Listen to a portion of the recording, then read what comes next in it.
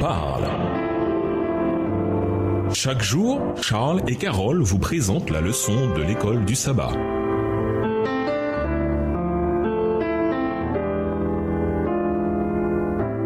Bienvenue dans votre émission. Dieu nous parle. Nous voilà à la leçon 9, Soyez qui vous êtes. Étude de la semaine, 2 Pierre 1, les versets 1 à 15, Éphésiens 2, le verset 8, Romains 5, les versets 3 à 5, Hébreux 10, le verset 38, Romains 6, le verset 11 et 1 Corinthiens 15, les versets 12 à 57. Verset à mémoriser. Pour cette raison même, faites tous vos efforts pour joindre à votre foi la force morale, à la force morale la connaissance, à la connaissance la maîtrise de soi, à la maîtrise de soi la persévérance, à la persévérance la piété, à la piété l'affection fraternelle, à l'affection fraternelle l'amour. 2 Pierre 1, les versets 5 à 7. Ce qu'il y a d'étonnant avec le Nouveau Testament, entre autres, c'est le nombre de vérités que peut contenir un espace très restreint. Prenez la leçon de cette semaine qui couvre 2 Pierre 1, les versets 1 à 14. Dans ces 14 versets, Pierre nous enseigne la justification par la foi. Puis il passe à ce que la puissance de Dieu peut faire dans la vie de ceux qui se sont donnés à Jésus. Il parle de cette vérité incroyable. Nous pouvons avoir part à la nature divine de Pierre 1, le verset 4, et être libérés de la corruption et de la convoitise du monde. En fait, non seulement nous avons ici un genre de catalogue des vertus chrétiennes, mais Pierre les présente également dans un ordre spécifique, l'une suit l'autre, qui suit l'autre, et ainsi de suite jusqu'à trouver leur apogée dans la plus importante de toutes. Il évoque également la réalité de ce que signifie être en Christ et avoir la purification, de Pierre 1, le verset 9, de nos anciens péchés. Puis il aborde même l'idée de l'assurance du salut, la promesse de la vie éternelle dans le royaume éternel, de Pierre 1, le verset 11, du Seigneur. Et enfin, nous bénéficions même d'un petit discours sur le thème crucial de l'état des morts. Toutes ces vérités si riches et si profondes en seulement 14 versets. Et nous vous laissons avec cette pensée du jour dans un commentaire sur les 8 vertus mentionnées dans 2 Pierre 1. Ellen White appelle celle-ci les 8 degrés de l'échelle de Pierre. Nous sommes sauvés en gravissant cette échelle, échelon par échelon. Le Christ est l'échelle, ajoute-t-elle. À chaque échelon que nous gravissons, nous avons le Christ pour justice, force et soutien. Au revoir. Et à demain si je veux. Dieu nous parle. Chaque jour, Charles et Carole vous présentent la leçon de l'école du sabbat.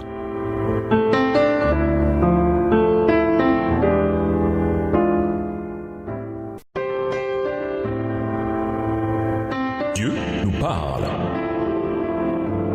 Chaque jour, Charles et Carole vous présentent la leçon de l'école du sabbat.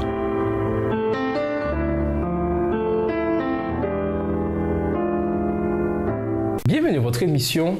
Dieu nous parle. Voilà la leçon de dimanche. Une foi précieuse. Lisons 2 Pierre 1, les versets 1 à 4.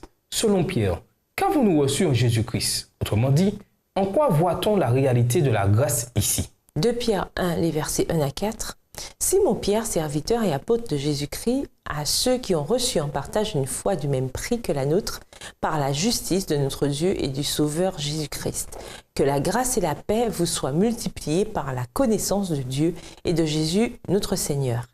Comme sa divine puissance nous a donné tout ce qui contribue à la vie et à la piété au moyen de la connaissance de celui qui nous a appelés par sa propre gloire et par sa vertu, lesquels nous assurent de sa part les plus grandes et les plus précieuses promesses, afin que par elles vous deveniez participants de la nature divine, en fuyant la corruption qui existe dans le monde par la convoitise. Pierre commence sa lettre en disant qu'elle est adressée à ceux qui ont reçu une foi aussi précieuse que la nôtre. 2 Pierre 1, verset 1, Bible en français courant. Ou une foi de même prix que la nôtre. Nouvelle Bible second. Le mot traduit par précieuse signifie de valeur égale ou de privilège égal. Il déclare qu'ils ont reçu cette foi précieuse et non pas qu'ils l'ont gagnée ou méritée, mais qu'ils l'ont reçue, c'est un don de Dieu. Ou bien, comme Paul l'écrit, c'est par la grâce, en effet, que vous êtes sauvés au moyen de la foi. Cela ne vient pas de vous, c'est le don de Dieu. Éphésiens 2, verset 8.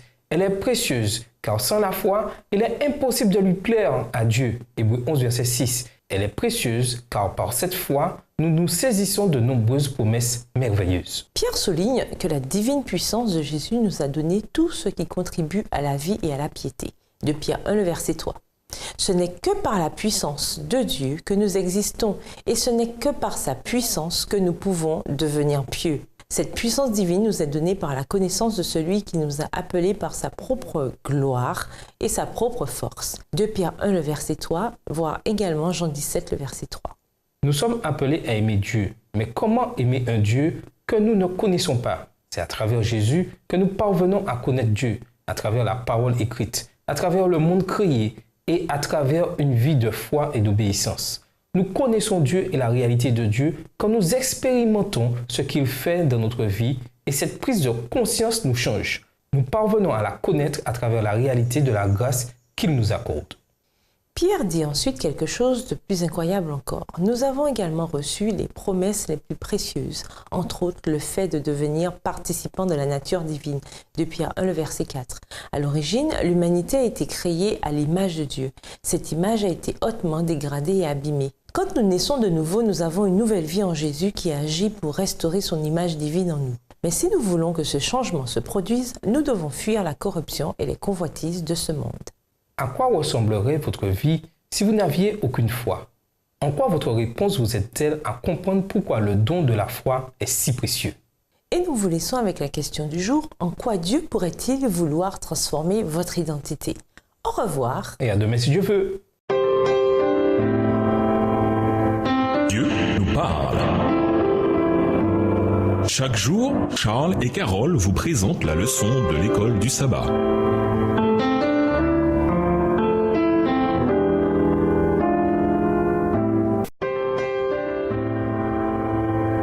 Dieu nous parle. Chaque jour, Charles et Carole vous présentent la leçon de l'école du sabbat.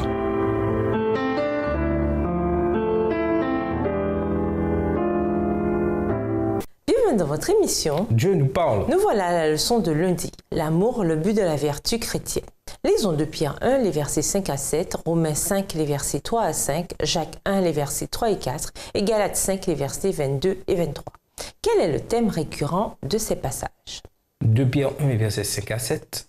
À cause de cela même, faites tous vos efforts pour joindre à votre foi la vertu, à la vertu la science, à la science la tempérance, à la tempérance la patience, à la patience la piété, à la piété l'amour fraternel, à l'amour fraternel la charité. Romains 5, les versets 3 à 5. Bien plus, nous nous glorifions même des afflictions, sachant que l'affliction produit la persévérance la victoire dans l'épreuve, et cette victoire, l'espérance. Or, l'espérance ne trompe point, parce que l'amour de Dieu est répandu dans nos cœurs par le Saint-Esprit qui nous a été donné.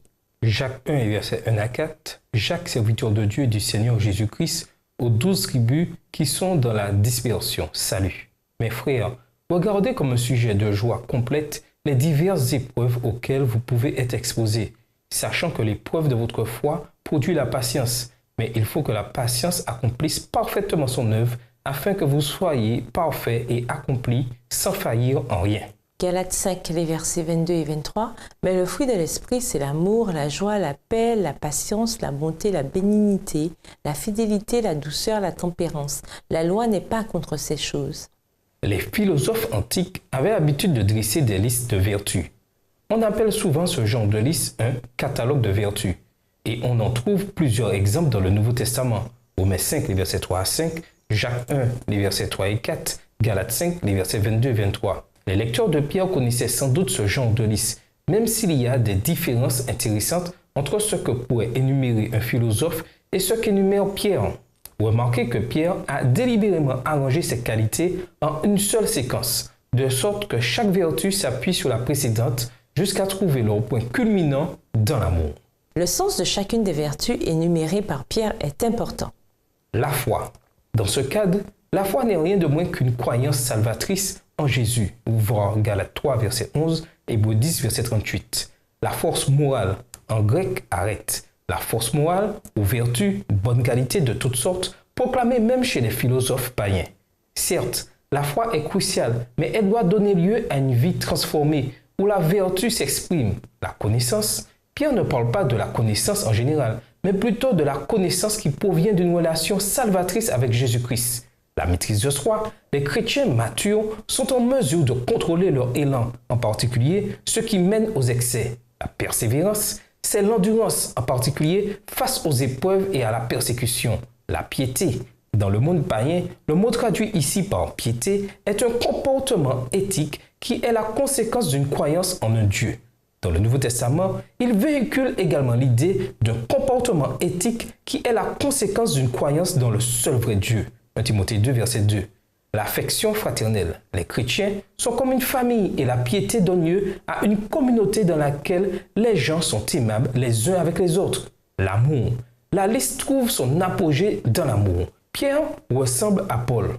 Or maintenant, 3 choses demeurent, la foi, l'espérance, l'amour, mais c'est l'amour qui est le plus grand. 1 Corinthiens 13, verset 13. Avant que Pierre ne commence sa liste de vertus, il déclare que nous devons faire tous nos efforts. 2 Pierre 1, verset 5 pour parvenir à ces vertus. Que veut-il dire par là?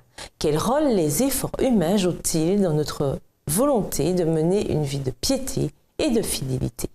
Et nous vous laissons à cette question de réflexion. Avez-vous, tout comme Pierre, soumis votre vie au Christ? Pourquoi? Au revoir. Et à demain si Dieu veut. Dieu nous parle. Chaque jour, Charles et Carole vous présentent la leçon de l'école du sabbat.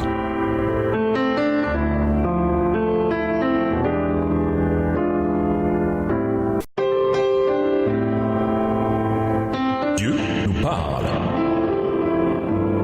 Chaque jour, Charles et Carole vous présentent la leçon de l'école du sabbat.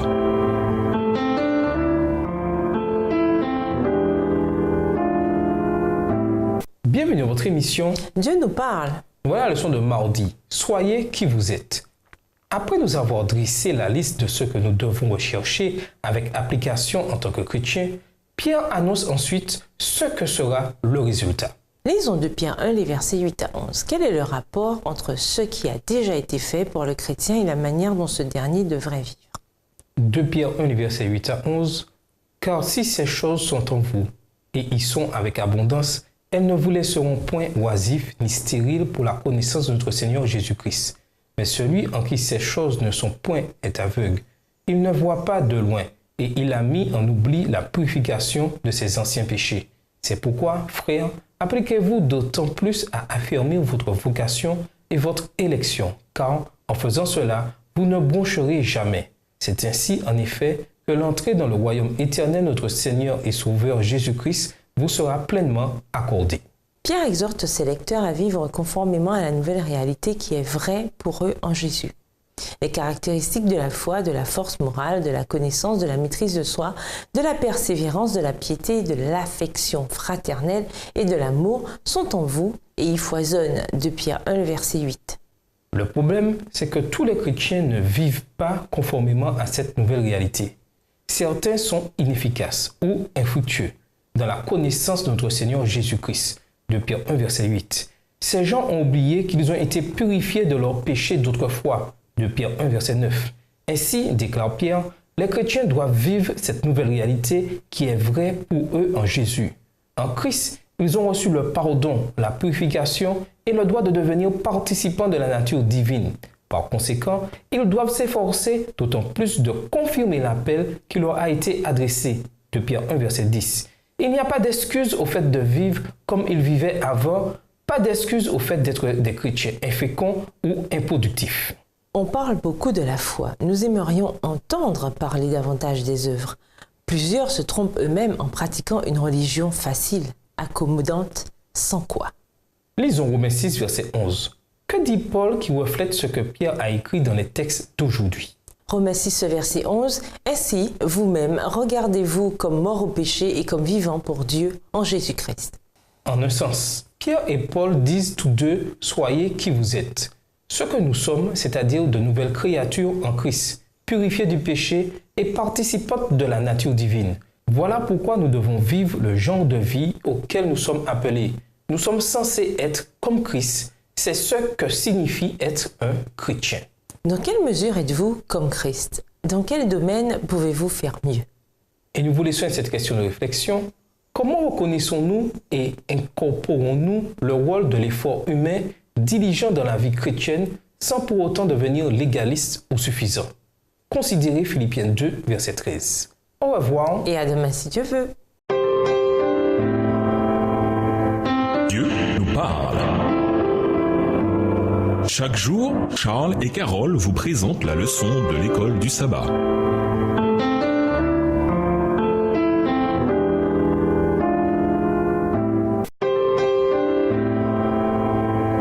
Dieu nous parle.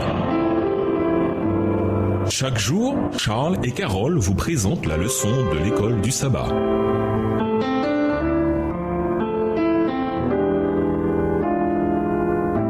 Bienvenue dans votre émission. Dieu nous parle. Nous voilà à la leçon de mercredi.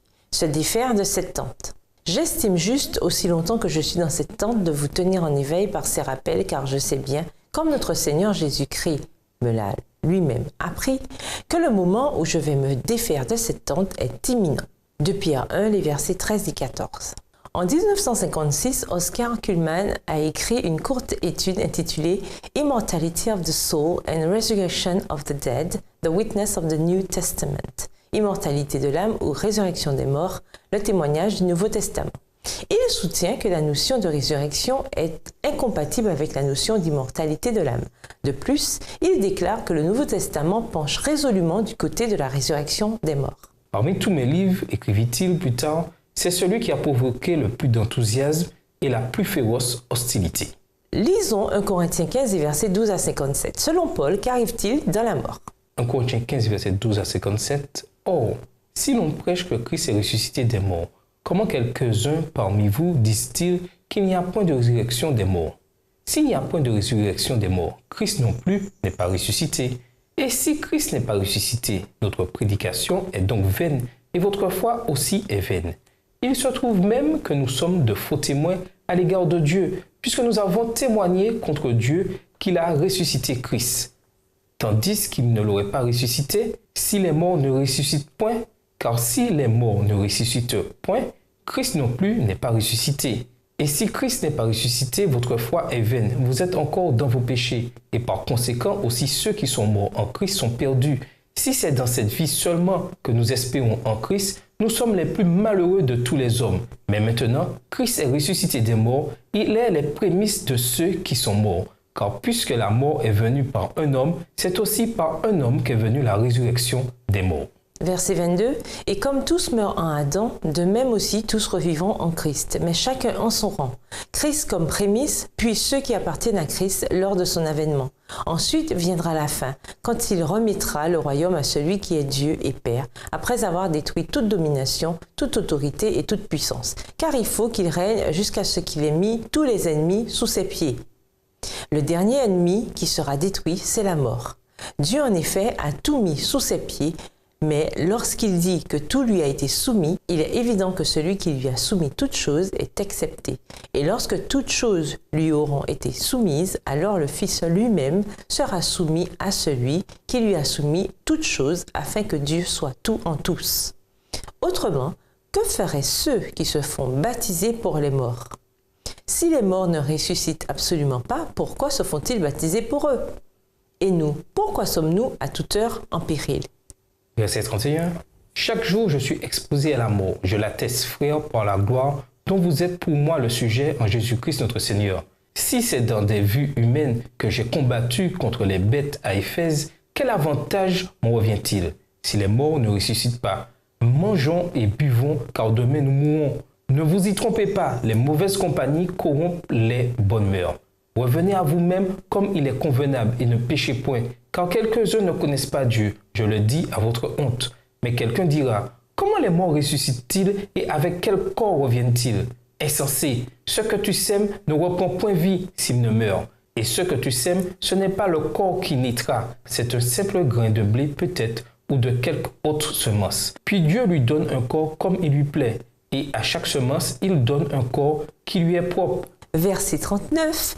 Toute chair n'est pas la même chair, mais autre est la chair des hommes, autre celle des quadrupèdes, autre celle des oiseaux, autre celle des poissons.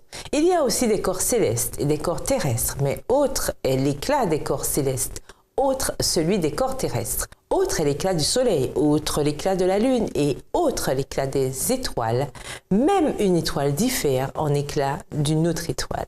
Ainsi en est-il de la résurrection des morts. Le corps est semi-corruptible, il ressuscite incorruptible.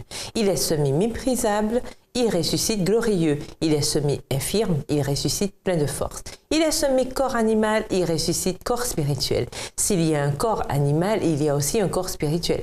C'est pourquoi il est écrit, le premier homme, Adam, devint une âme vivante. Le dernier Adam est devenu un esprit vivifiant. Mais ce qui est spirituel n'est pas le premier, c'est ce qui est animal. Ce qui est spirituel vient ensuite. Le premier homme, tiré de la terre, est terrestre. Le second homme est du ciel. Verset 48. Tel est le terrestre, tels sont aussi les terrestres. Et tel est le céleste, tels sont aussi les célestes. Et de même que nous avons porté l'image du terrestre, nous porterons aussi l'image du céleste. Ce que je dis, frère, c'est que la chair et le sang ne peuvent hériter le royaume de Dieu, et que la corruption n'hérite pas l'incorruptibilité. Voici, je vous dis un mystère. Nous ne mourrons pas tous, mais tous nous serons changés. En un instant et en un clin d'œil, à la dernière trompette, la trompette sonnera et les morts ressusciteront incorruptibles. Et nous serons changés. Car il faut que ce corps corruptible revête l'incorruptibilité et que ce corps mortel revête l'immortalité. Lorsque ce corps corruptible aura revêtu l'incorruptibilité et que ce corps mortel aura revêtu l'immortalité, alors s'accomplira la parole qui est écrite, la mort a été engloutie dans la victoire. Ô mort, où est ta victoire? Ô mort, où est ton aiguillon? L'aiguillon de la mort, c'est le péché, et la puissance du péché, c'est la loi. Mais grâce soit rendue à Dieu qui nous donne la victoire par notre Seigneur Jésus-Christ. L'étude de ce que dit le Nouveau Testament sur la mort et la résurrection a convaincu la plupart des spécialistes du Nouveau Testament que Kuhlman avait raison. Le Nouveau Testament présuppose en effet la notion de la résurrection et non la notion d'une âme immortelle qui survivrait à la mort du corps. Par exemple, dans 1 Thessaloniciens 4, les versets 16 à 18, Paul exhorte ceux qui ont perdu des êtres chers dans la mort à trouver du réconfort dans l'idée que quand Jésus reviendra, il ressuscitera les morts. Dans 1 Corinthiens 15, les versets 12 à 57, Paul évoque en détail la résurrection. Il commence par souligner que la foi chrétienne est basée sur la résurrection de Jésus. Si Jésus n'a pas été ressuscité, alors toute foi en lui est vaine. Mais, dit Paul, Christ a bien été ressuscité des morts comme les prémices de ceux qui sont endormis. Et la résurrection de Christ rend possible la résurrection d'entre les morts de tous ceux qui croient en lui. Paul parle de la résurrection corporelle dans 1 Corinthiens 15, versets 35 à 50. Il oppose les nouveaux corps que nous recevrons à la résurrection avec nos corps actuels.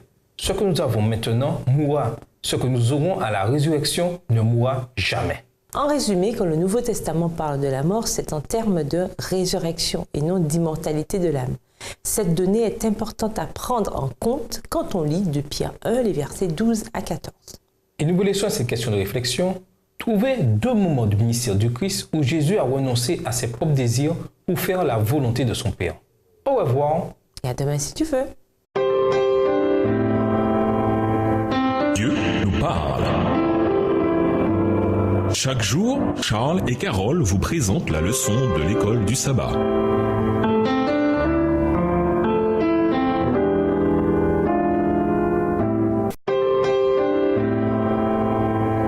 Dieu nous parle. Chaque jour, Charles et Carole vous présentent la leçon de l'école du sabbat.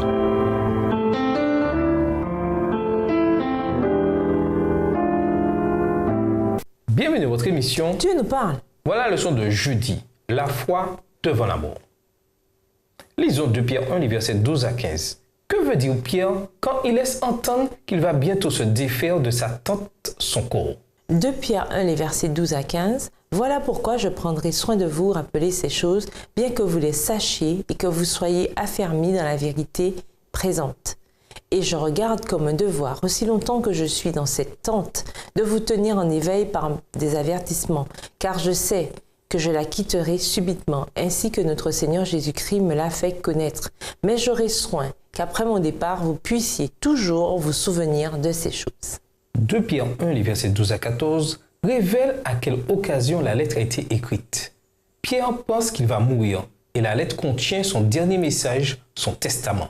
On voit que Pierre pense qu'il va mourir dans la formule « aussi longtemps que je suis sous cette tente ». Le moment où je vais me défaire de cette tente est imminent, que l'on trouve dans 2 Pierre 1, les versets 13 à 14. Il compare le corps à une tente, tabernacle, dont Pierre va se défaire en mourant.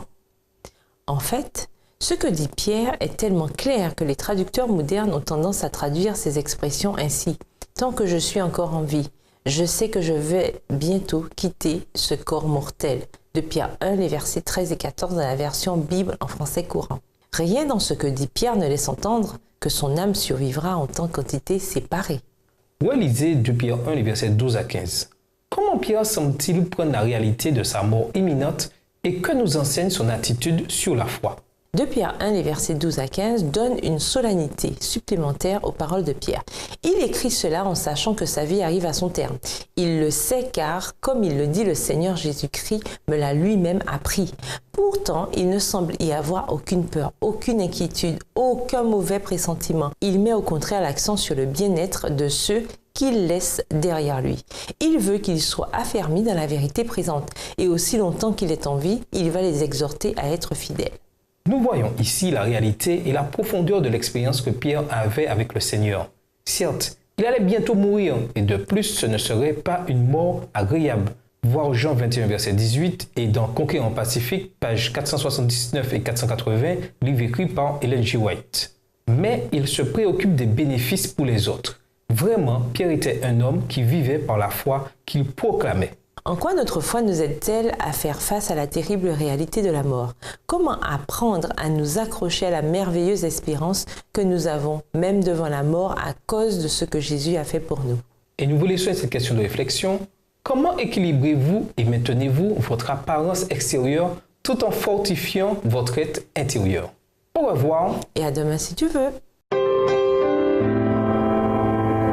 Dieu nous parle. Chaque jour, Charles et Carole vous présentent la leçon de l'école du sabbat.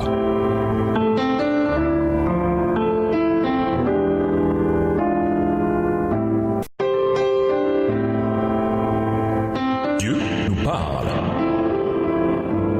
Chaque jour, Charles et Carole vous présentent la leçon de l'école du sabbat.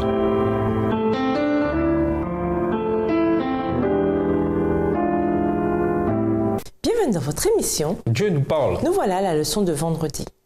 Pour aller plus loin. Comme nous l'avons vu, Pierre savait qu'il allait bientôt mourir. Il savait aussi, et depuis longtemps encore, comment il allait mourir. Jésus lui-même lui avait dit « Amen, amen, je te le dis. Quand tu étais plus jeune, tu passais toi-même ta ceinture et tu allais où tu voulais. Mais quand tu seras vieux, tu étendras les mains et un autre te passera ta ceinture pour te mener où tu ne voudras pas. » Jean 21, le verset 18. Quelle fut sa fin? En qualité de juif et d'étranger, Pierre fut en effet condamné à la flagellation et à la crucifixion. La perspective de cette mort effroyable rappelait à la porte son grand péché, le reniement de Jésus lors de son procès. Or, tandis qu'autrefois la croix lui était si antipathique, il considérait maintenant comme une joie de faire le sacrifice de sa vie pour l'Évangile. Cependant, mourir de la même manière que son maître, qu'il avait renié, lui paraissait être un trop grand honneur. Bien qu'il se fût sincèrement repenti de son péché et sût que le Christ lui avait pardonné. N'en avait-il pas la preuve dans le fait qu'il lui avait confié la noble mission de paître les brebis et les agneaux de son troupeau? Cependant, Pierre n'arrivait pas à se pardonner sa faute. La pensée même de l'agonie affreuse qui l'attendait ne pouvait atténuer l'amertume de sa tristesse et de son repentir. Il supplia ses bourreaux de lui accorder comme ultime faveur de le clouer à la croix la tête en bas. On accéda à sa requête, et c'est de cette manière que mourut Pierre, le grand apôtre. Et pourtant, même avec cette perspective imminente, Pierre se souciait du bien-être spirituel du troupeau. À méditer, à la lumière de tout ce qu'a écrit Pierre, ainsi que tous les autres écrivains de la Bible, sur la nécessité pour les chrétiens de mener une vie sainte, pourquoi un si grand nombre d'entre nous ne parviennent-ils pas à être qui ils sont en Jésus? En classe, passez en revue la liste de 2 Pierre 1, les versets 5 à 7. Évoquez chaque élément et posez-vous la question. Comment manifester davantage ces vertus nous-mêmes et comment aider les autres à faire la même chose? Considérant ce que les évangiles nous apprennent sur Pierre, ce qu'il écrit montre puissamment la grande œuvre que Christ a accomplie en lui, en dépit de ses précédents échecs. Quelle espérance et quel réconfort peut-on retirer de son exemple? Dans 2 Pierre 1, verset 12, Pierre évoque la vérité présente. Quelle était la vérité présente à l'époque de Pierre? Et quelle est la vérité présente à notre époque? Quelqu'un écrit quelle certitude sur les morts après la mort. La mort, c'est ce que les vivants portent avec eux. Comment, en tant que chrétiens, devrions-nous porter la mort au sens de supporter le chagrin? Pour conclure, dans ces 2 épîtres, Pierre veut aider le jeune corps du Christ à comprendre comment mener une vie sainte. Ses écrits foisonnent d'instructions utiles sur bien des sujets, depuis les relations avec les esclaves jusqu'aux faux docteurs. Mais au cœur de son message se trouve l'appel à mener une vie sainte en s'appuyant sur la grâce que Dieu a étendue jusqu'à nous par la mort de son Fils. Une vie sainte ne signifie pas que l'on se focalise sur soi. C'est un appel à nous aimer profondément les uns les autres et à garder notre cœur de ce qui pourrait nous amener à nous focaliser sur nous-mêmes plutôt que sur nos semblables. Au revoir. Et à demain si Dieu veut. Dieu nous parle. Chaque jour, Charles et Carole vous présentent la leçon de l'école du sabbat.